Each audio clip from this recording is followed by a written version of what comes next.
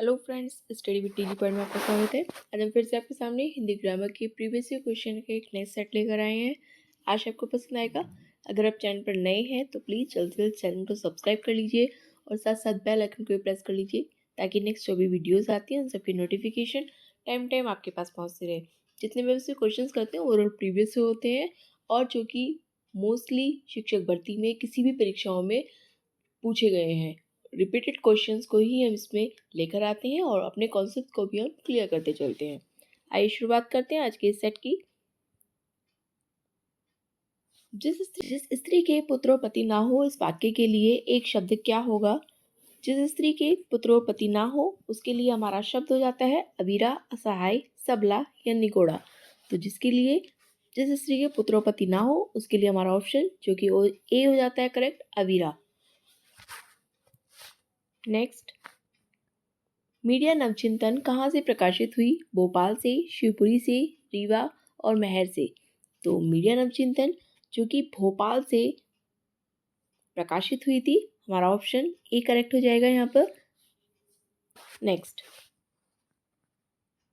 वर्ष 1982 में इनमें से किसे ज्ञानपीठ पुरस्कार मिला था? यहाँ पर किसे हो जाएगा?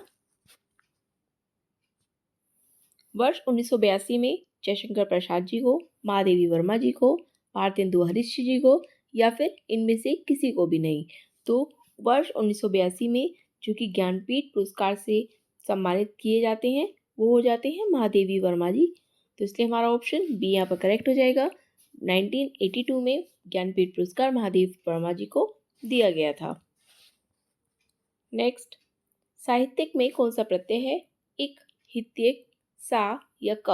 प्रत्यय जो कि किसी शब्द के अंत में आकर बैठते हैं और शब्द के अर्थ में परिवर्तन ला देते हैं वे शब्द प्रत्यय शब्द होते हैं, और वहीं दूसरी ओर जो शब्द प्रारंभ में आकर बैठते हैं वे सब उपसर्ग होते हैं।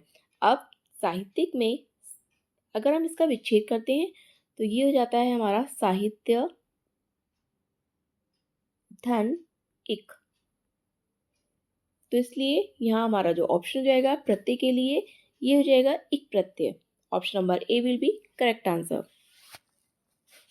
नेक्स्ट, निम्नलिखित शब्दों में फारसी भाषा का शब्द नहीं है। अदालत, सिफारिश, चश्मा या तारीख। तो इसमें जो फारसी भाषा का शब्द नहीं है ये हो जाता है तारीख।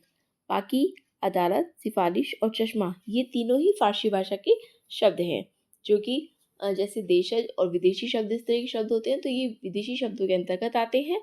और देशज शब्द कौन से होते हैं? जो हमारे देश से ही लिए गए हैं या फिर जिनकी उत्पत्ति का हमें नहीं पता है, वे देशज शब्द होते हैं। और वहीं दूसरी ओर विदेशी शब्द जो अन्य भाषाओं से लिए गए हैं, चाहे वह उर्दू हो, फारसी हो, चीनी हो, पुर्तगाली हो, इस तरह से ये हमारे हो जाते हैं विदेशी शब्द। नेक्स्ट, निम्नलिखित में से तद्भव शब्द अटारी का तत्सम रूप क्या होगा? तद्भव और तत्सम रूप क्या होते हैं?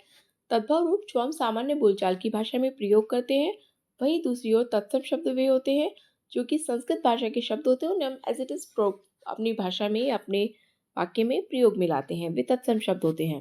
अब हमें बोला है कि अटारी जो कि एक तद्भव शब्द है, इसका हमें तत्सम बताना है, जो कि हमारा ऑप्शन हो जाएगा अट्टालिका। Option number C will be correct answer, अट्टालिका जो भी करेक्ट आंसर होगा। नेक्स्ट, दिए गए विकल्पों में से स्वागत का संधि विच्छेद कौन सा होगा? सुधन आगत, स्वधन आगत, स्वाधन आगत या स्वाधनगत। तो स्वागत में हमारा जो विच्छेद हो जाएगा ये हो जाएगा सुधन आगत। Option number A will be correct answer. यहाँ पर कौन सा हमारा विच्छेद हो जाता है? ये हो जाता है यण संधि का विच्छेद। नेक्स्ट, अरविंद शब्द का पर्यायवाची शब्द बताइए। कमल, गुलाब, केवड़ा या कल्पवृक्ष। तो अरविंद का पर्यायवाची शब्द जो कि हो जाता है कमल। ऑप्शन नंबर ए कमल will be correct answer. Next, वह बहुत अच्छा लड़का है, इस वाक्य में वह कौन सा सर्वनाम है? निश्चयवाचक, अनिश्चयवाचक, संबंधवाचक या निजवाचक। अब हमें वाक्य दिया है, वह बहुत अच्छा लड़का है। इस वाक्य में वह शब्द को हमें बताना है कि ये कौन सा सर्वनाम होगा। निश्चयवाचक कहाँ होते हैं? जहाँ हम श्योर होते हैं किसी चीज़ के लिए, निश्चितता का प्रकट होना पाया जाता है। अनिश्चयवाचक जहाँ हम निश्चित नहीं होते हैं, कुछ इस तरह के शब्द आते हैं कि कुछ चाहिए, थोड़ा चाहिए, तो कुछ शब्द ऐसे शब्द जो कि अनिश्चित रूप से प्रयोग किए जाते हैं। संबंधवाचक जहाँ एक दूसरे के प्रति संबंध के रूप में हमें कोई शब्द देखने के लिए मिलता है। और जिन्निजवाचक जो कि स्वयं के बारे में, खुद के बारे में बात करता है। अब यहाँ वह, तो हम वह के लिए अगर बात करते हैं तो ये हो जाता है हमारा ऑप्शन नंबर ए, निश्चयवाचक के साथ। नेक्स्ट, सभी महाप्राण वर्णों का समूह है ख, छ, ठ, ध, च, ढ, म, श, ध और य, थ, ख। अब इसमें हमें महाप्राण वर्ण बताने हैं। महाप्राण और अल्प प्राण क्या होते हैं, अब हम एक नजर उस पर डाल लेते हैं। अल्प प्राण और एक होते हैं महाप्राण।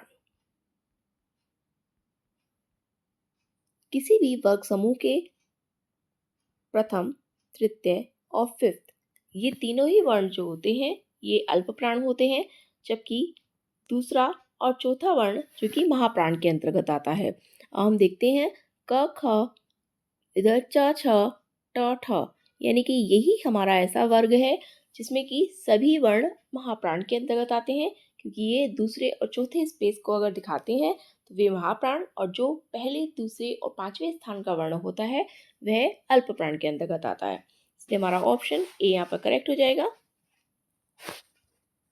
नेक्स्ट, दाता शब्द का स्त्रीलिंग शब्द क्या होगा? दाती, दात्र, दात्री या धात्री। यहाँ पर दाता का शब्द जो कि आता है दात्री। Option number C will be correct answer. Next, निम्नलिखित में से कौन सा अलंकार का भेद नहीं है? शब्द अलंकार, अर्थ अलंकार, उपय अलंकार और छंद अलंकार। तो शब्द अलंकार, अर्थ अलंकार और उपय अलंकार ये तीनों ही अलंकार के भेद होते हैं, लेकिन छंद अलंकार नहीं होता है, तो इसलिए हमारा ऑप्शन डी यहाँ पर करेक्ट हो जाएगा, जो कि अलंकार का भेद नहीं है। नेक्स्ट, कौन देशित प्रत्यय का उदाहरण नहीं है? फराटा, अड़ियल, घुमक्कड़ और उच्चतर। तो यहाँ पर हमारा जो ऑप्शन हो जाएगा ये हो जाएगा उच्चतर, जो कि देशज प्रत्यय का उदाहरण नहीं है। बाकी सब फराटा, अड़ियल और घुमक्कड़ देशज प्रत्यय जिनका उत्पत्ति का हमें नहीं पता होता है वे देशज के अंतर्गत आते हैं, तो इसलिए यहाँ पर हमारा ऑप्शन नंबर डी करेक्ट हो जाएगा, उच्चतर। निम्नलिखित में शब्द तत्सम शब्द कौन से हैं?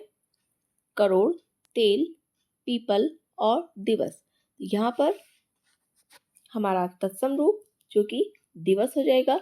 ये दिवस का दिन होता है, ये अपने आप में एक तत्सम शब्द है, तो इसलिए हमारा ऑप्शन यहाँ पर दिवस करेक्ट हो जाएगा। जो छाती के बल गमन करता है, वाक्यांश के लिए एक शब्द क्या होगा? भूचल, उरग, उधरचल और अचर। तो यहाँ पर हमारा ऑप्शन जो छाती के बल गमन करता है ये हो जाता है उरग। ऑप्शन नंबर बी, उरग will be correct answer. Next, सन 1973 में साहित्य अकादमी पुरस्कार प्राप्त आलोक पर्व किसकी रचना है? इसमें हमारे दो क्वेश्चंस बन जाते हैं। एक तो सन आलोक पर्व की रचना किसने की, दूसरा आलोक पर्व को साहित्य अकादमी पुरस्कार किस सन में दिया गया, या 1973 में साहित्य अकादमी पुरस्कार किसे दिया गया। तो इसलिए हमारे ऑप्शन यहाँ पर हम देखते हैं हजारी प्रसाद द्विवेदी, भवानी प्रसाद मिश्र, शिव मंगल दिनसुमन या भीष्म साहनी। तो यहाँ पर हमारा ऑप्शन जो कि करेक्ट हो जाएगा हजारी प्रसाद द्विवेदी। इन्हें 1973 में साहित्य अकादमी पुरस्कार जो कि रचना आलोक पर्व के लिए मिला था। नेक्स्ट, हिंदी वर्णमाला में कुल कितने वर्ण होते हैं? 50, 52, 54 या पप।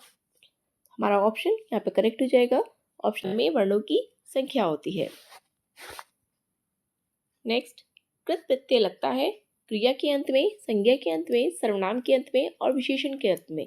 तो कृत प्रत्यय जो कि लगता है क्रिया के अंत में, option number A will be correct answer. कृत प्रत्यय जो कि क्रिया के अंत में लगता है।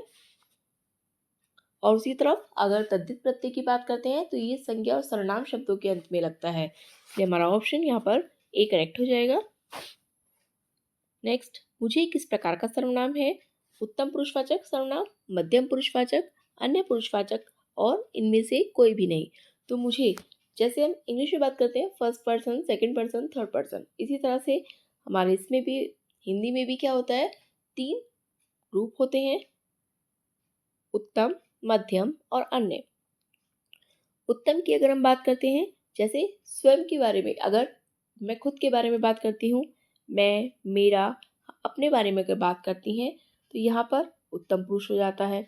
अब मध्यम की बात करते हैं तो सामने वाले के बारे में बात करते हैं हम, तो तुम, तुम्हारा, ये।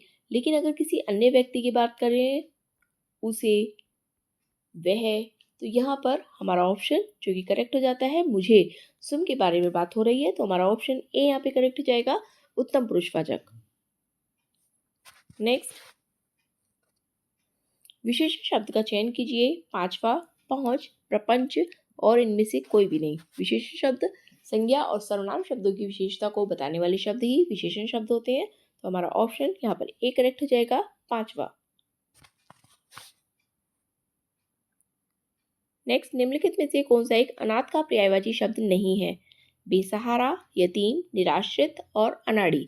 तो अनाथ का पर्यायवाची जो कि बेसहारा भी होता है, यतीम भी होता है और निराश्रित भी होता है, लेकिन ऑप्शन नंबर डी हमारा यहाँ करेक्ट हो जाएगा, क्योंकि हमें नेगेटिव वर्ड पूछा है जो कि अनाथ का पर्यायवाची शब्द नहीं है, तो इसलिए हमारा ऑप्शन डी करेक्ट हो जाएगा। अनाड़ी अनाथ का पर्यायवाची शब्द नहीं होता है।